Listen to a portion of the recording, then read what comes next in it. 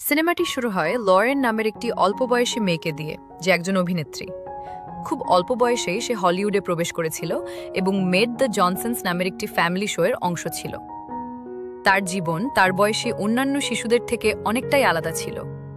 সে খুব বিলাসবহুল জীবনযাপন করত এবং বেশ সুখী ছিল। আসলে সে এই শোতে কাজ করতে করতেই বড় হয়েছে।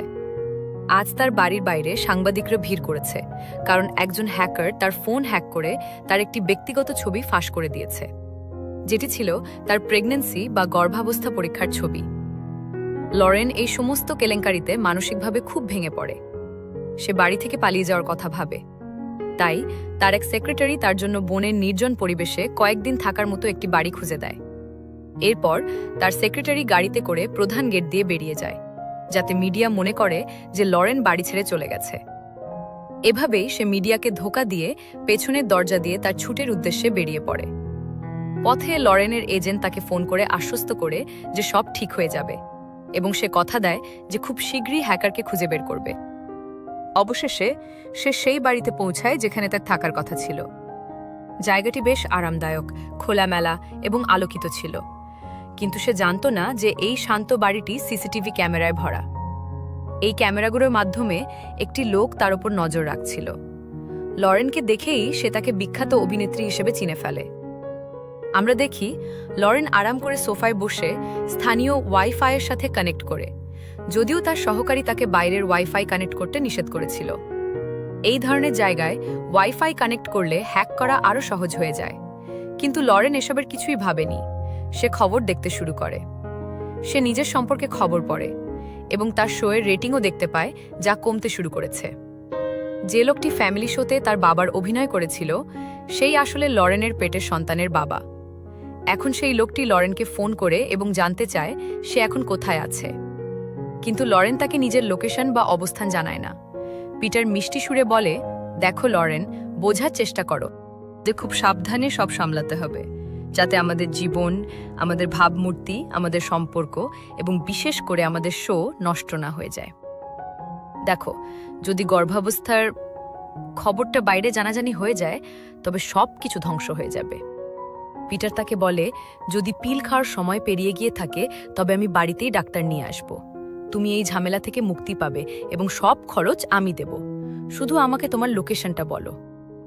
লোকটির কথা শুনে লরেন আরও রেগে যায় এবং ফোন কেটে দেয়। আমাদের জানানো হয় যে পিটার শুধু বিবাহিতই নয়, তার সন্তানও রয়েছে। সে জানত যে লরেনের গর্ভাবস্থার খবর কেবল তার পেশাগত জীবনই নয়, তার ব্যক্তিগত জীবনও ধ্বংস করে দেবে। সে কারণেই সে এত বিচলিত ছিল। তার সামনে বসেছিল তার সহকারী ক্রফট। সে তাকে বলল, আপনি চাইলে এই পুরো ব্যাপারটার সমাধান করা সম্ভব। শুধু আমাকে টাকা দিন এবং খেলা দেখুন। দেখুন, সবাই জানে লরেন এমনিতেই মনমরা হয়ে আছে। আমি গিয়ে লরেনকে মেরে ফেলব এবং এমনভাবে সাজাবো যেন মনে হয় সে হতাশা থেকে অতিরিক্ত ড্রাগ নিয়ে মারা গেছে। এতে আপনি এই সমস্যা থেকে মুক্তি পাবেন। অন্যদিকে আমরা দেখি লরেন ক্রমাগত ফোন কলে বিরক্ত হয়ে তার ফোনটি বন্ধ করে দেয়। যে লোকটি লরেনের ওপর নজর রাখছিল, সে সিসিটিভি ফুটেজ দেখতে দেখতেই ঘুমিয়ে পড়ে। ঠিক তখনই তার কাকা সেখানে উপস্থিত হয়, যে মোবাইলে সিসিটিভি ফুটেজ দেখে বুঝতে পারে যে তাদের সম্পত্তিতে খুব ধনী কেউ এসেছে। তার মাথায় তখনই একটা ফন্দি আসে এবং তারা ওই সম্পত্তিতে গিয়ে চুরির পরিকল্পনা করে। চুরির মূল পরিকল্পনাকারী হল ড্যারেন। সে তার রুমমেট মার্জকে সাথে নিয়ে আসে। তাদের সাধারণ পরিকল্পনা ছিল কিছু চুরি করে পালিয়ে যাওয়া, কিন্তু লরেনের কুকুর তাদের গন্ধ পেয়ে জোরে ডাকতে শুরু করে। লরেন ভয় পেয়ে ঘুম থেকে জেগে ওঠে।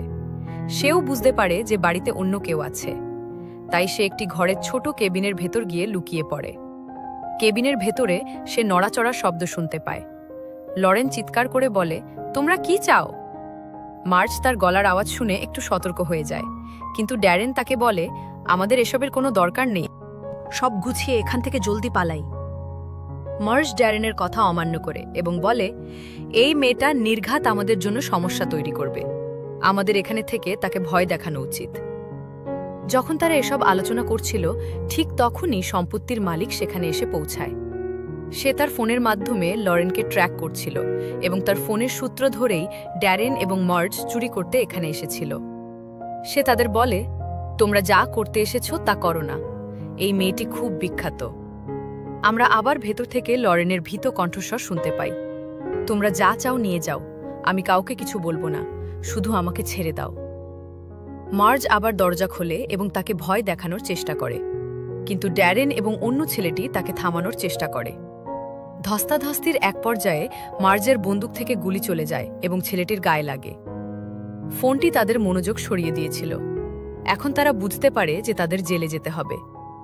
ড্যারেন ভয়ে কাঁদতে শুরু করে এবং দেখে যে মার্জ তখনও থামেনি। সে আহত ছেলেটিকে মেরে ফেলার চেষ্টা করছে। তাই ড্যারেন তাকে থামতে অনুরোধ করে, কিন্তু মার্জ থামতে অস্বীকার করে এবং তাকে মাথায় গুলি করে মেরে ফেলে। ড্যারেন এই ঘটনায় আতঙ্কিত হয়ে লরেনের উপর রাগ ঝাড়ে। সে চিৎকার করে বলে, এসব তোমার দোষ, আমাদের উচিত ছিল প্রথমেই তোমাকে মেরে ফেলা, অন্তত আমার ভাইপোটা মারা যেত না।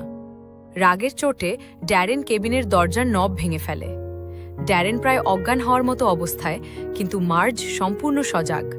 সে ড্যারেনকে বলে, এখানেই থাকো, কাউকে ভেতরে আসতে দিও না, আমি লাশ সরানো সরঞ্জাম নিয়ে আসছি। ড্যারেন সেখান থেকে চলে যায় এবং বেচারা লরেন, যার দরজার নব ভেঙে গিয়েছিল, ভেতরে আটকা পড়ে যায়।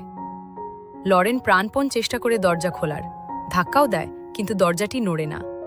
তার চেষ্টায় সে নিজেই আহত হয়। এখন সে এতটাই অতিষ্ঠ হয়ে পড়েছে যে সাহায্যের জন্য চিৎকার করতে শুরু করে, কিন্তু আশেপাশে কেউ ছিল না। সে তার কুকুরকে ডাকে, কিন্তু ভয়ে তার কুকুরও পালিয়ে গিয়েছিল। কাঁদতে কাঁদতে ক্লান্ত হয়ে লরেন ঘুমিয়ে পড়ে। পরের দিন সকালে ঘুম ভাঙলে সে দেখে যে কেবিনে শুধুমাত্র একটি ওয়াটার হিটার এবং একটি মাত্র বল্ব আছে, যার ওয়্যারিং বা তারগুলো খারাপ ছিল। সে কোনো মতে তারগুলো ঠিক করে বল্বটি জ্বালাতে সক্ষম হয়। সে ভীষণ ক্ষুধার্ত ছিল এবং তার শরীরের ভেতর অদ্ভুত অনুভূতি হচ্ছিল। সে পেটেতে হাত দিয়ে বসে পড়ে। তার খুব পিপাসাও পেয়েছিল। সে কাঁদতে শুরু করে। হঠাৎ সে জল পড়ার শব্দ শুনতে পায়। সে উপরে তাকিয়ে দেখে জলের পাইপ রয়েছে। সে কেবিনের দেয়াল পরীক্ষা করে এবং টোকা দিয়ে বুঝতে পারে যে এর ভেতরটা ফাঁপা। তাই সে প্রথমে সবচেয়ে ফাঁপা জায়গাটি খুঁজে বের করে এবং সেটি ভাঙার চেষ্টা করে। এই সমস্ত প্রচেষ্টার মাঝখানে বেচারি অনেক কষ্টে যে বাল্বটি জ্বালিয়েছিল তা আবার নিভে যায়। যখন সে এটি আবার ঠিক করার চেষ্টা করে, সে প্রবল বৈদ্যুতিক শক খায়।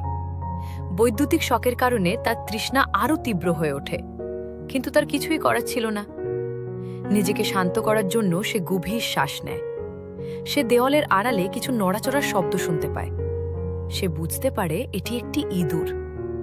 এই সময়ের মধ্যে মার্জ এবং ড্যারেনও বাড়িতে ফিরে এসেছে।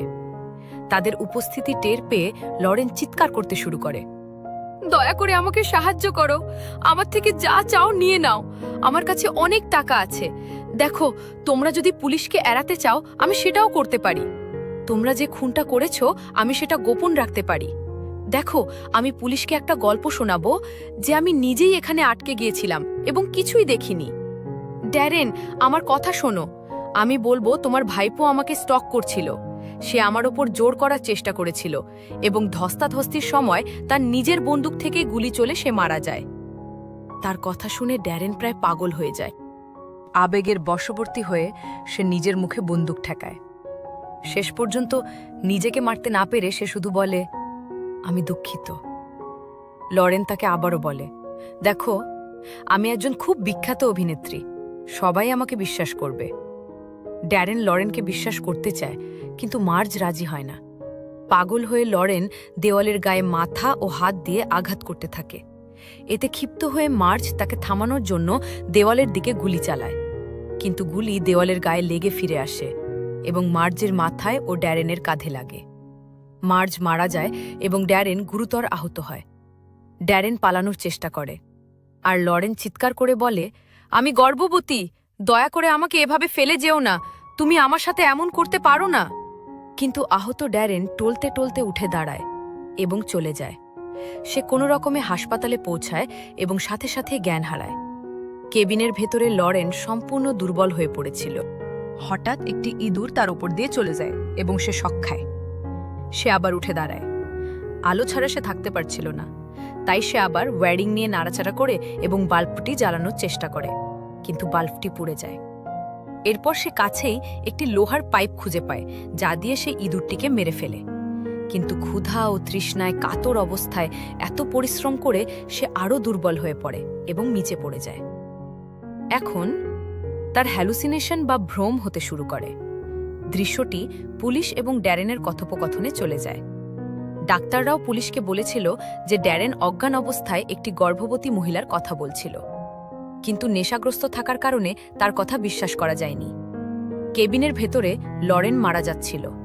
তার তৃষ্ণা এত তীব্র হয়ে ওঠে যে সে ওপরের জলের পাইপ থেকে পড়া ফোঁটাগুলো চাকতে শুরু করে। এতেও তৃষ্ণা না মেটায় সে মেঝেতে পড়া জল চাকতে থাকে। কয়েক ফোঁটা জল তাকে নতুন শক্তি দেয়। ইঁদুর মারার জন্য সে যে লোহার পাইপটি ব্যবহার করেছিল সেটি তুলে নেয় এবং দেয়াল ভাঙতে শুরু করে। দেয়াল ভাঙার পর সে আরও হতাশ হয়ে পড়ে, কারণ অন্য পাশে ইটের দেয়াল ছিল।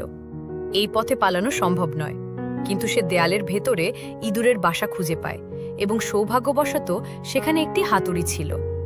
এটি পেয়ে সে খুব খুশি হয়, কারণ এটি দিয়ে সে দরজা খুলতে পারবে। ঠিক যখন সে এসব ভাবছে তখনই আরেক বিপত্তি ঘটে।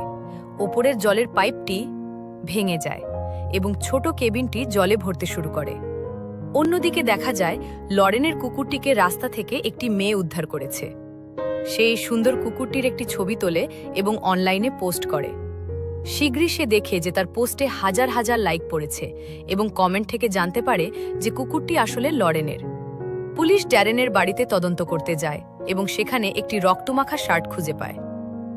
এদিকে ক্রফট, যে লরেনকে মারার জন্য প্রস্তুত ছিল, সে মেয়েটির পোস্ট দেখে তার সাথে যোগাযোগ করে এবং কুকুরটিকে কোথায় পাওয়া গেছে তা জানার চেষ্টা করে। কুকুরের অবস্থানের বিনিময়ে সে মেয়েটিকে মোটা অঙ্কের টাকা দিতে চায়। কথা শুনে মেয়েটি বুঝতে পারে যে এখানে কুকুরের চেয়েও বড় কোনো ব্যাপার আছে। দৃশ্যটি আবার হাসপাতালে ফিরে আসে, যেখানে ড্যারেনের জ্ঞান ফিরেছে। পুলিশ তাকে তার ভাইপো এবং বন্ধু মার্জ সম্পর্কে জিজ্ঞাসাবাদ করে।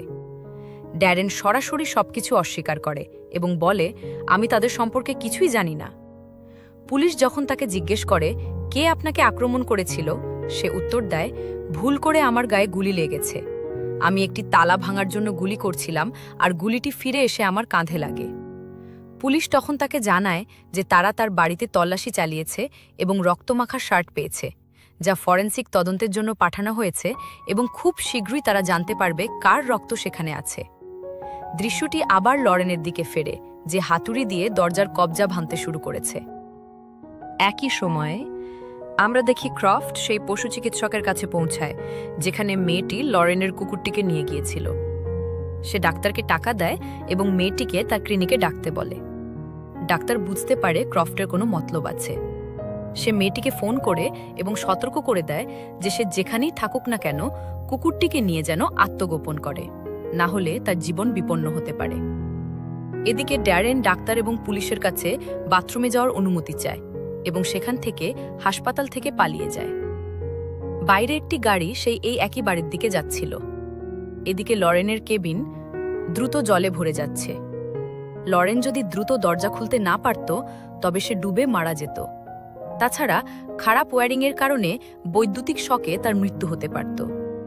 দেখানো হয় যে লরেনের কুকুরটিকে নিয়ে পালানোর চেষ্টা করা মেয়েটি লরেনের বাড়ির দিকে ছুটে যায়। ক্রফটও এখন লরেনের কুকুরের পিছু নিয়েছে। কুকুরটি লরেনকে খুঁজতে ভেতরে চলে যায়। লরেন জলের নিচে মাথা রেখে দরজা খোলার চেষ্টা করছিল। ড্যারেন অবশেষে সেই ঘরে পৌঁছায় এবং সাথে সাথেই লরেনের কুকুরটিকে কোলে তুলে নেয়। সামনের দরজা খোলার আগেই ক্রফট, যে কুকুরটিকে অনুসরণ করছিল, ঘরে প্রবেশ করে। ঘরে ঢুকেই সে দেখে যে সেখানে দুটি লাশ পড়ে আছে এবং ড্যারেনও সেখানে। সে তার বন্দুক দিয়ে ড্যারেনের মাথায় গুলি করে তাকে মেরে ফেলে। সে সাথে সাথেই তার বসকে ফোন করে বলে, এখন আমি এই কাজের জন্য দ্বিগুণ চার্জ করব, কারণ পরিস্থিতি খুব খারাপ। একটা খুনের বদলে এখানে 4টা খুন জড়িত। ক্রফট তখন লরেনকে খুঁজতে শুরু করে এবং দেখে যে কেবিন থেকে জল বেরিয়ে আসছে। সে সাবধানে কেবিনের দিকে এগিয়ে যায়। ঠিক তখনই লরেন ভেতর থেকে দরজা ভাঙতে সক্ষম হয় এবং জলের চাপে দরজাটি হঠাৎ ক্রফটের ওপর ভেঙে পড়ে। দরজাটি ক্রফটের ওপর ছিল এবং লরেন দরজার ওপরে। ঠিক তখনই লরেনের কুকুর খুঁজে পাওয়া মেয়েটি সেখানে এসে পৌঁছায়। সে দৃশ্যটি দেখে হতবাক হয়ে যায়। সে লরেনের হাত ধরে টানে এবং মজা করে বলে, হয়তো কেউ তোমার বডিগার্ডদের মেরে ফেলেছে। ক্রফট উঠে দাঁড়ায় এবং লরেনের দিকে বন্দুক তাক করে। অন্য মেয়েটি ক্রফটকে থামানোর চেষ্টা করে, কিন্তু লরেন সেই সুযোগে পালিয়ে যায়। কিন্তু মেয়েটির গায়ে এত শক্তি ছিল না যে সে ক্রফটকে বেশিক্ষণ ধরে রাখতে পারে। ক্রফট তাকে জোরে ঘুষি মারে এবং সে অজ্ঞান হয়ে যায়। আমরা দেখি লরেনও লুকিয়েছিল একটি বিশেষ মুহূর্তের অপেক্ষায়। ক্রফট যেইমাত্র সামনে আসে, লরেন সুযোগ বুঝে পেছন থেকে একটি লোহার পাইপ দিয়ে তার মাথায় জোরে আঘাত করে, ফলে ক্রফট অজ্ঞান হয়ে পড়ে যায়। ক্রফটের ফোন বেজে ওঠে। লরেন বুঝতে পারে এটি তার বন্ধুর ফোন। সে কল রিসিভ করে কিন্তু কিছু বলে না। পিটারের কথা শুনে সে বুঝতে পারে যে পিটারই তাকে মারতে চেয়েছিল। এদিকে ক্রফট আবার উঠে দাঁড়ায় এবং লরেনকে গলা টিপে ধরার চেষ্টা করে। লরেন আবার পাইপ দিয়ে তার মাথায় আঘাত করে, ফলে তার মাথা ফেটে যায়। ফিনকি দিয়ে রক্ত বেরিয়ে লরেনের সারা মুখ ভিজে যায়, কিন্তু সে বেঁচে যায়। শীঘ্রই পুলিশ সেখানে পৌঁছায় এবং তারা লরেনকে চিনতে পারে। বাইরে মিডিয়াও চলে এসেছে। লরেন তখন তার ফোন চায় এবং সেই ছবিটি তার সোশ্যাল মিডিয়া হ্যান্ডেলে পোস্ট করে, যা আগে তার কেলেঙ্কারির কারণ হয়েছিল। সে আর সেই লোকটিকে বাঁচাতে চায় না যে তাকে মেরে ফেলার চেষ্টা করেছিল। দৃশ্যটি লরেনের বন্ধুর পিটার দিকে যায়, যাকে মিডিয়া প্রশ্নবাণে জর্জরিত করছে এবং তার নামে কেলেঙ্কারি ছড়াতে শুরু করেছে। সে দাবি করে লরেনের পুরো গল্প মিথ্যে, কিন্তু কেউ তাকে বিশ্বাস করে না। পুলিশ এসে তাকে লরেনকে হত্যার ষড়যন্ত্র করার অভিযোগে গ্রেপ্তার করে। অপরাধী অবশেষে তার পরিণতির মুখোমুখি হয় এবং সিনেমাটি এখানেই শেষ হয়।